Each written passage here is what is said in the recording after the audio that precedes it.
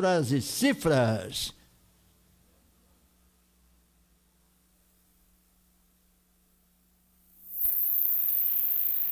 Pessoal do YouTube, também pessoal lá do TikTok e também do Instagram, todas as mídias sociais, a Rádio Cultura está presente. Hoje, com muita satisfação, que eu estou aqui conversando e quero agradecer o Irã, que é o delegado do Conselho Regional de Contabilistas, né, que está aqui em Canguçu, da Centro-Com, eles que proporcionaram que o seu Enio Paiva estivesse aqui em Canguçu, o seu Enio é canguçuense. E é uma satisfação, a gente vai fuxicar um pouquinho a sua vida, mas depois a gente também poder entrar nos outros assuntos. Satisfação aos ouvintes da Rádio Cultura. A satisfação é toda nossa voltar a Canguçu, nós estivemos em maio aqui. E sempre é um prazer vir na terra da gente, né, sobre falar aquilo que a gente vive trabalhando no dia a dia. Nós estamos há 46 anos formados por essa escola aqui. Daqui iniciou a nossa carreira profissional. Hoje nós estamos há 33 anos somente atendendo o agro. Nós fizemos parte da comissão de estudos do Conselho Regional de Contabilidade do Agro e a convite do amigo Irã, a gente veio aqui para falar sobre impostos do agro no ano de 23. Muito bem. Seu Enio, Paiva, família de Canguçu, vamos identificar um pouquinho mais. Sei que o pessoal lhe conhece, mas vamos identificar um pouquinho mais. Como é que é a sua família Paiva aqui em Canguçu? Bom, a minha família Paiva, pelo lado do pai, a minha mãe é Borges. Então eu tenho a irmã, a professora Jussara, que está aqui presente, inclusive, que deu 34 anos de ensino em Canguçu. Sou casado com canguçuense também. Só as filhas que são nascidas em Pelotas, né? Então, Borges e Paiva que são conhecidos aqui. Então tem diversos pais. A minha família toda é aqui, parentes e tudo, né? Digamos, pai e mãe, assim, e se são do interior ou da cidade? Não, os pais nasceu no Iguatemi, são do Iguatemi, depois tivemos morando 10 anos em Cruzilhada e voltamos para Canguçu. Hoje eu não tenho pai nem mãe, né? Hoje da minha família diretamente só tenho a minha irmã, mas tenho diversos primos aqui na cidade que estão. Seu Enio, o senhor falou, formado aqui pela Escola de Contabilidade, também sou formado em Contabilidade pela escola aqui, uma satisfação muito grande, muito carinho tenho pela escola. O senhor formado, o senhor passou a atuar na área e aí chegou hoje na empresa que o senhor tem, que são Safras e Cifras, não inverti a pose, Safras e Cifras. Uma empresa que é conceituadíssima no Brasil, né? Sim, nós estamos há 33 anos no Brasil, atendemos praticamente todo o Brasil. Eu sempre digo, onde tem Banco do Brasil, tem gaúcho, tem produtor, nós temos juntos. Nós temos hoje uma filial em Uruguaiana, temos filial em Castro, no Paraná, Curitiba, Ribeirão Preto, Uberlândia e Goiânia. Então a gente está sempre ligado ao agro. O início da safra de si foi eu e um primo meu, que também é origem aqui de Canguçu, que é o Siloter Ribari. E aí temos nessa luta aí, nesses 33 anos aí. Safra e Cifras, é uma empresa de consultoria, seria mais ou menos isso, para o agro. E o senhor lá, 30 e poucos anos atrás, já acreditava que hoje foi explodir o agro e realmente reconhecer o homem do campo, né? Sem dúvida nenhuma, e a minha área, que é a área tributária e contábil, cada vez está sendo mais necessário para o homem do campo, né? Nós iniciamos primeiramente com gerenciamento, ou seja, com a parte de ver custos e resultados, e hoje nós atendemos famílias na parte sucessória, atendemos a parte fiscal e tributária, atendemos inclusive parte de governança, que hoje o agro, se formos analisar dentro de Canguçu e qualquer comunidade, tem muito mais produtor com muito mais patrimônio envolvido, com muito mais faturamento que muitas lojas da cidade, né? Sem dúvida nenhuma, porque o interior a gente vê aí pelo nosso interior de Canguçu e por a gente anda, ele é riquíssimo, graças a Deus. E que bom que isso tudo se reverteu, o pessoal tem esse reconhecimento. Há 30 anos atrás, o senhor passou por vários períodos, né? O senhor passou por várias situações, vários planos, né? Aquele momento em que a agricultura, que a pecuária, que hoje o agro, que engloba tudo isso, passou por sérias dificuldades. Como é que o senhor analisou, como é que o senhor passou por todos esses períodos? Não, eu acho que existem diversas crises econômicas, né? Sem dúvida nenhuma nós tivemos. É só nós pegarmos os planos durante o período que a gente trabalhou, vem diversos planos, né? Começando os planos em 1982, começou antes de nós iniciarmos, depois veio plano Collor e assim sucessivamente. Então, sempre tem preocupação quando altera governo de um lado ou de outro, mas na realidade o agro é quem move esse país. Se nós pegarmos na pandemia, quem não parou foi o agro. Então a campanha Fique em Casa não foi colocada no agro, né? Então o agro é o que empurra esse país, é 34% do PIB, e a gente tem municípios, a gente vê o impacto do agro quando tem, por exemplo, como nós tivemos uma seca há 2 anos aqui em Canguçu e região, que a gente vê a redução dos negócios, a gente vê como o agro influenciou nesse sentido, porque o agro não gerou receita, não gerou negócio, inclusive próprio venda de terrenos, não só a parte rural, mas a gente vê que é um impacto grande.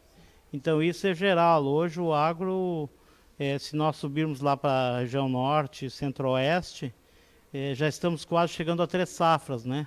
E o Rio Grande do Sul já está indo nessa campanha de ir para 2 safras. Então está se cada vez aproveitando mais, está se cada vez tendo mais tecnologia, e essa tecnologia também busca o melhor atendimento ao meio ambiente. Então o agro agora tem que entrar, o produtor tem que começar a pensar nessa parte da porteira para fora, porque da porteira para dentro ele é muito bom. É equipamentos, é máquina, é tecnologia de semente, é tecnologia de inseticidas, de insumos, mas também ele tem que começar a pensar isso, porque o próprio governo busca um grande cliente que é o agro. Eu digo sempre que se eu vou buscar um cliente, eu não vou buscar um cliente que não tenha condições de me pagar. Eu vou buscar um cliente que me pague meus honorários. E da mesma forma, a Receita Federal eu vejo assim. Então, por isso, cada vez ela aumenta mais as fiscalizações em cima do agro, buscando que o agro seja um grande pagador de impostos. E a gente sabe que, por normalidade, que o próprio produtor, pelo início de suas atividades, ele não tem uma organização de documento e tudo que lhe dê essa segurança contábil, fiscal, então é mais fácil a Receita entrar no agro. Seu Enio Paiva, Canguçuense, estamos conversando para os ouvintes da Rádio Cultura, quem está nos acompanhando a partir de agora, que já vem acompanhando desde o início. O senhor como consultor, nós tivemos agora, há 2 anos atrás, a explosão, inclusive o preço da soja foi a quase 200, o quilo do boi, né, foi lá em cima, mas com isso também trouxe junto a tudo aquilo que é preciso, no caso o defensivo, a ração e tudo mais. E hoje teve uma queda. Hoje muitos produtores estão produzindo com aquele custo alto e vendendo seus produtos aí com aquele custo mais baixo. Hoje está abaixo de novo, né? Como é que se encaixa essas diferenças nessas situações? Esse desencaixe existe. Nós analisarmos, esse ano nós temos vendendo uma safra menor, vamos pegar a nossa região aqui, pelo problema de seca, por um custo que foi muito alto, e nós temos hoje com preço baixo. A nossa expectativa é que essa chave vire, esse ano realmente não tenhamos falta d'água, temos um custo em torno de 30%, 40% mais barato. Se nós pegar insumos que estava a 6 mil, hoje está a 3 mil, 3.600. E o preço é uma questão que vai. Hoje nós já temos uma projeção para a safra 23, 24, soja, a R$90 o saco de custo. Então isso numa produção de 40 sacos em média, que é uma produção normal aqui, sem ter problema de água, de chuva. Então se nós pensarmos nesse sentido, hoje tem contratos a 140 para abril. Então nós teríamos hoje praticamente 50% de margem de lucro na soja. Claro, repetindo, produção tranquila, 40 no mínimo. Os custos não vão ter alteração, porque os vendedores de insumos estão correndo atrás do produtor para vender. Então o preço já tem contratos, então a tendência é de fechar em torno de 90 a 100 com 140 de venda. E por que eu te pergunto, qual é o negócio hoje que dá 40% de lucro sobre o custo? Não tem. Então o agro tem. E nesses 90 nós temos incluindo arrendamento também. Porque o arrendamento, com o disparar dos preços, com a produção, com tecnologia, os arrendamentos dispararam muito. Se nós pegar aqui na região, nós tínhamos 4, 5 sacos por hectare. hoje 10, 12, até 13 sacos por hectare. Então, realmente isso acontece. Tá. Seu Enio, o agricultor hoje, o agro, ele tem que fazer tipo uma contabilidade paralela em saco de soja, em quilo de boi, o custo da sua produção para mais ou menos ele saber o que está acontecendo, ou ele vai só em números mesmo? Não, teve uma época, se nós pegarmos aí anos 90 até anos 2000, nós falava muito em dolarizar, ou seja, nós trabalhar com dólar, quantos dólares sobrava por hectare. Mas hoje não, hoje o saco de soja é a moeda, né? Aqui a região já é a moeda. Era uma moeda que há 5, 6, 10 anos atrás chegava Santa Rosa, Santa Bárbara, tu não comprava um terreno, não comprava uma caminhonete, não comprava área, tudo em saco de soja. Aqui embaixo também já está isso. Aqui já começa a se ter negócio de saco de soja, indexador soja para a terra, por exemplo. Então hoje a melhor maneira de controlar é, sem dúvida nenhuma, a moeda forte é a soja. Muito bem. Aproveitando aí, o pessoal está já aguardando para nós começar aí a sua palestra. E especificamente hoje em Canguçu, a convite do Irã, que está ali, o Irã Mota da Centro-Col, né? Isto, na Avenida 20 de Setembro, aqui em Canguçu. O que o senhor traz para o pessoal da área contábil, né? Que lida com a chamada ainda escrita do homem rural, que a outra coisa que eu gostaria de tocar, porque o pessoal não fazia isso há muito tempo atrás, hoje ainda há muita resistência em que isso seja feito. O que o senhor traz hoje para Canguçu? Bom, nós temos para Canguçu falarmos um pouco sobre a tributação do agro, em especial no ano de 23. A gente vai falar nos tributos no geral, ou seja, imposto de renda, fundo rural, que é a contribuição previdenciária sobre faturamento. Vamos falar sobre ITR, vamos dar algumas pinceladas da reforma. A reforma é um tema que não tem por que falar muito, porque a recém ficou em o primeiro turno e ela começa a ser aplicada a partir de 2026. Então a gente vê muita coisa de impacto, porque o serviço, por exemplo, nós, empresas de consultoria, o Irã, que tem contabilidade, vai pagar 30%, 40%. Não, isso aí na realidade não existe hoje esses números. Agora, com certeza, essa reforma tributária não vai trazer redução de tributos.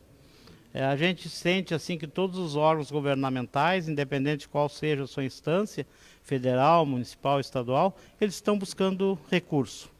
Então, de qualquer forma, a máquina administrativa ela não pensa só em reduzir custos, em se readequar, se melhorar o seu serviço, mas ela pensa em fazer o seu caixa. Então, cada vez isso vai buscar mais.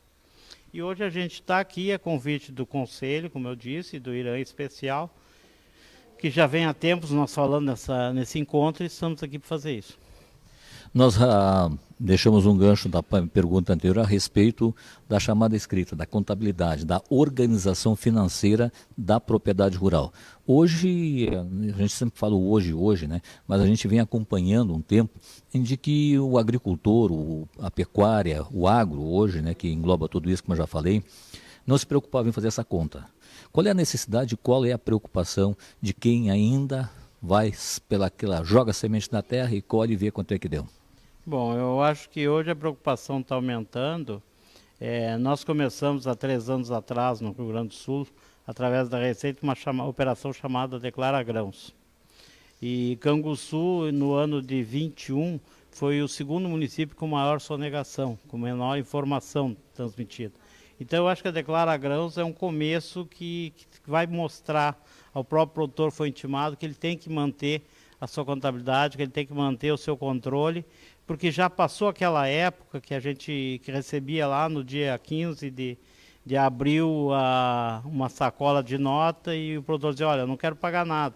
Talões se esquecia dentro da caminhonete, não eram somados, e hoje isso não existe mais, porque hoje a tecnologia de informação da Receita, ela já te manda o que tu faturou, então tu tem que provar para ela que aquilo não é teu. Então, sem dúvida nenhuma, isso aí vai fazer com que o produtor busque se atualizar, busque buscar profissionais que levem para ele, que contabilizem e que apure os seus impostos normalmente. E se a gente pegar assim números, 3 hectares de fumo hoje deve declarar imposto de renda. Então, realmente, a gente vê que Canguçu teve um grande movimento, ainda tem intimações da Receita, mas sem dúvida nenhuma isso vai dar uma modificada no perfil do produtor. Seu Enio, você falou impostos, né? Ninguém gosta de pagar impostos, infelizmente, ninguém gosta. Como que se chega com esta, não uma proposta, mas uma necessidade para regularizar e dizer, olha, o senhor vai ter que pagar imposto? Como é que o pessoal já dá uma sentada do pé para trás, né? Realmente dá uma sentada, mas hoje o que é a própria Operação Declara Grãos mesmo, estão inibindo os CPFs. Então, se tu inibir o teu CPF, tu não movimenta a conta bancária, tu não recebe aposentadoria se tu tem, N movimentos tu não vai fazer. Então, foi uma forma que a Receita utilizou para que faça com que o produtor se organize e que ele se autodeclare, né? Porque se ele não se declarar, ele não vai conseguir liberar esse CPF dele. Então, se encaminhando para o final da nossa conversa, gostaria de conversar muito mais. Eu vou depois, durante a programação, também fazer outros contatos aí, se ele nos permitir. O Declara Grãos, a declaração do imposto de renda. Para o pessoal do setor urbano, tem duas, tem a simplificada e a completa, né? Qual é a melhor para o agricultor? Olha, depende muito. A simplificada, nós temos um desconto padrão de 20% sobre os rendimentos tributáveis, limitado a R$16.000. E a completa é quando a gente tem despesas que passam os 16 mil ou os 20% sobre a receita tributável. Normalmente, quem tem a completa é quem tem grandes despesas médicas, que tem vários dependentes, esse tipo de coisa. Esse seria o indicado completo. Correto. Seu Enio, para quem está nos ouvindo, para quem está nos assistindo via Facebook, qual é o conselho para as pessoas hoje? Eu nunca declarei, eu vou ficar escondidinho porque nunca eles vão me encontrar, né? Qual é o conselho que o senhor deixa para essas pessoas, para que elas não sejam surpreendidas, o seu CPF não seja inibido, como o senhor falou agora? A gente viu muitas pessoas que se surpreenderam, e aí me parece que tem que fazer uma declaração de anos anteriores, né? 5 anos anteriores. E aí é que vem a dor de cabeça. Não, eu acho o seguinte, eu acho que todo mundo que está envolvido no agro, porque o que é o pensamento pessoal? Eu tenho talão modelo 15 de papel, eu não vou ser intimado. Mas na realidade, as cerealistas, a indústria de fumageira, o frigorífico que compra, a própria cooperativa que compra leite, ela tem nota eletrônica e essa informação vai para o Banco da Receita. Eu acho que todo mundo que tiver acima de 142 mil de receita própria dentro do ano deve procurar o seu contador e buscar fazer essa declaração, que é no mínimo 20% mais barato que se ele deixar a Receita intimar no caso da Operação Declara Grãos. Nossos ouvintes, nos perdoem a gente interromper, mas a gente vê o auditório, né, aumentando números, né? Seu Enio também tem que se preparar para fazer a sua palestra. Nós queremos agradecer seu Enio, da empresa, e quem quiser dar uma fuxicada, como se diz, está lá, Safras e Cifras, né? Nos dá o endereço para o pessoal poder buscar mais informações, contatos com o senhor. É safrasecifras.com.br. É uma empresa genuinamente pelotense, né? Criada por canguçuenses, mas hoje nós estamos com a matriz nossa em Pelotas. E o senhor falou Centro-Oeste, o senhor está indo lá no Mato Grosso também, né? Porque lá explodiu lá no Mato Grosso, né? E aí nos falava em produção, uma pergunta puxa a outra, a gente vai embora, né? O pessoal tem que pensar em armazenamento, porque lá, a gente está vendo lá, principalmente na região oeste, o pessoal está armazenando milho a céu aberto, né? A mesma coisa vai acontecer aqui esse ano. É questão de nós ter uma safra boa aqui, nós vamos ter problema também. Então, já teve anos anteriores, quando nós tivemos safras boas, que os armazéns estavam virando os caminhões, né? Então, esse problema que nós temos hoje no milho no Centro-Oeste, nós vamos ter aqui no Sul também. A falta de armazém é muito grande. Pois hoje a gente vê muito aqui em Canguçu, muitos armazéns pequenos, muitos silos pequenos, como o pessoal diz aí, que é mais ou menos a produção. Mas não vai comportar, né? Porque de um ano para o outro a gente vê isso aí. Não, as safras boas que tivemos em Canguçu há 3 anos atrás, por exemplo, nós tivemos uma falta de 30% da armazenagem. Isso que houve crescimento de unidades dentro do município mesmo. Eu sempre digo, eu gosto de pensar para frente, né? E nós vamos então, a gente pensando assim, temos dificuldade de armazenamento, evidentemente esse produto tem que ser escoado, e temos que pensar em rodovias, aumentar portos e coisa parecida? Sim, e as próprias estradas do interior também. Não podemos pensar hoje a nível de Canguçu, por exemplo, pensar que nós temos estradas com condições de tirar de qualquer lugar a produção, né? A gente vê isso e sentiu bastante. Eu ando muito nessa estrada Canguçu-Piratini, e ela é muito judiada, principalmente pelos madeireiros, pelos carretas de madeira. E isso está normal, a gente vê hoje diversos transportes aqui dentro do município, que não é mais o truque velho, aquele estoco velho, F600, hoje se vê carretas, e então isso é uma preocupação também que eu acho que tem que ter aqui, do município em especial, com relação a rodovias, com estradas que tem como tirar a produção. Perfeito. Muito obrigado mesmo pela nossa conversa, muito obrigado aí. E a sua mensagem final aos nossos ouvintes da Rádio Cultura e também aos seus conterrâneos canguçuenses. Olha, sem dúvida nenhuma, ficamos muito agradecidos de estar aqui, ficamos obrigado a ti aí, a Rádio Cultura, por nos permitir falar um pouco sobre essa atividade tão importante para o município de Canguçu, como para todo o Brasil, que é a atividade rural, e nós, em especial, que viemos aqui para falar sobre parte de contabilidade, fiscalização e parte fiscal da atividade rural, a pedido do IRAM e do CRC. Estamos às ordens para precisar. Muito bem. Com imagens de Guga Silva, eu, Geraldo Anneberg, juntamente aí com o seu Enio Paiva, falamos aí a respeito dos safras e cifras para os nossos ouvintes da Cultura 1030.